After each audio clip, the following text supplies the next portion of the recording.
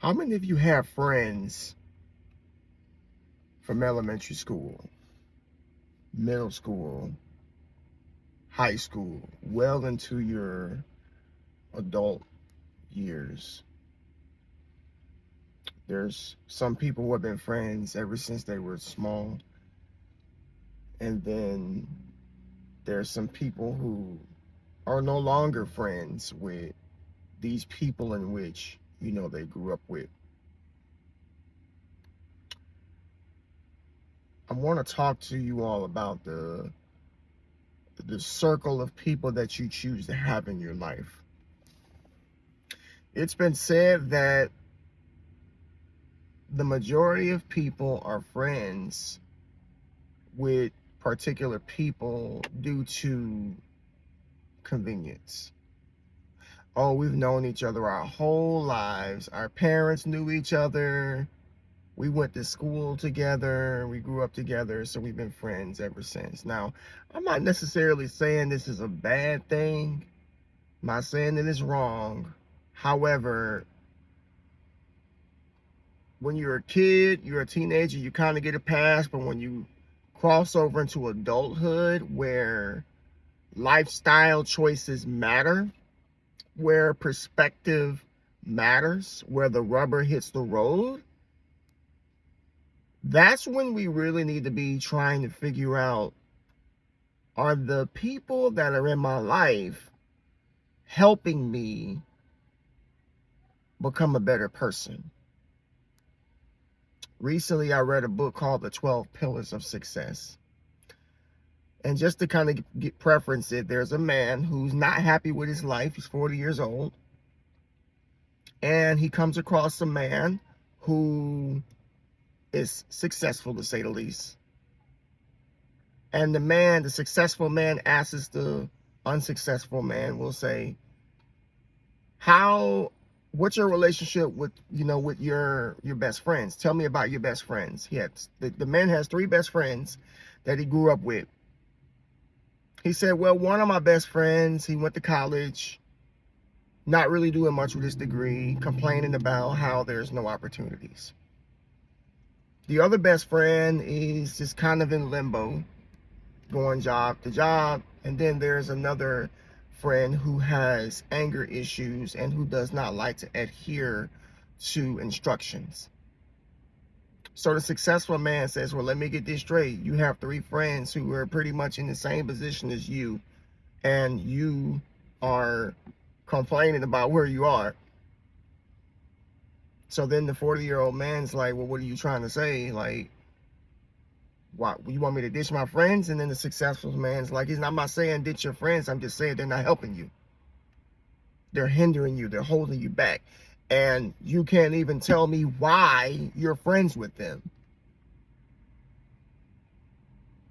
Am I saying that the people in your life only need to be here to assist you?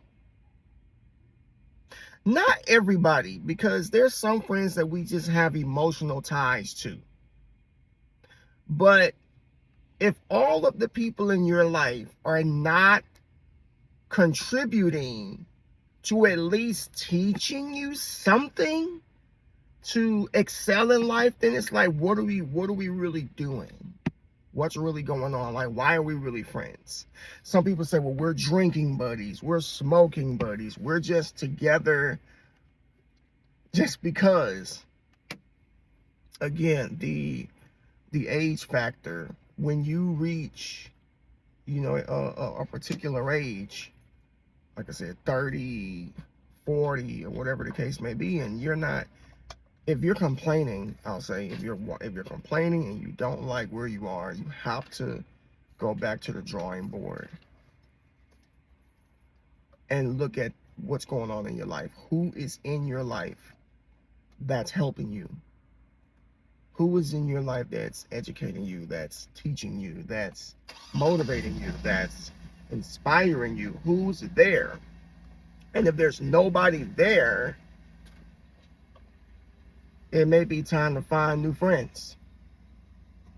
It may be time to let go of old friends. Is that going to hurt? Yeah. because I've done it.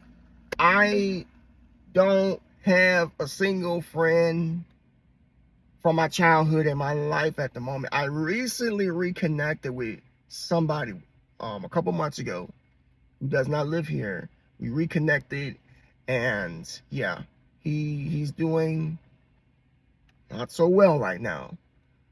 I love him, and we can love these people, but at the same time, your life matters.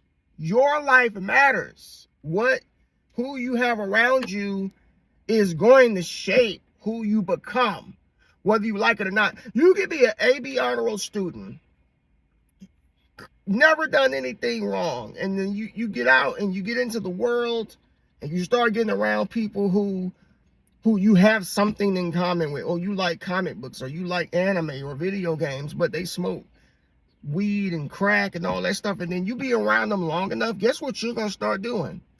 You're going to start doing those substances, and then you're going to start falling into the cracks like them.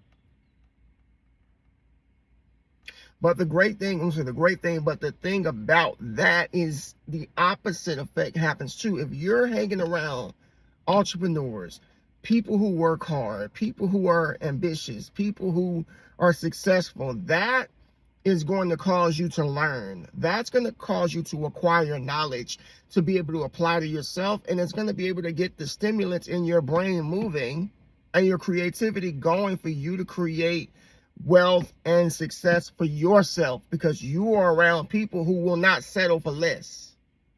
Because as long as you're around people that settle for less, you're going to always settle for less, and you're only going to get less. How can you be the only successful person in your core if the entire core is corrupted? It doesn't work that way.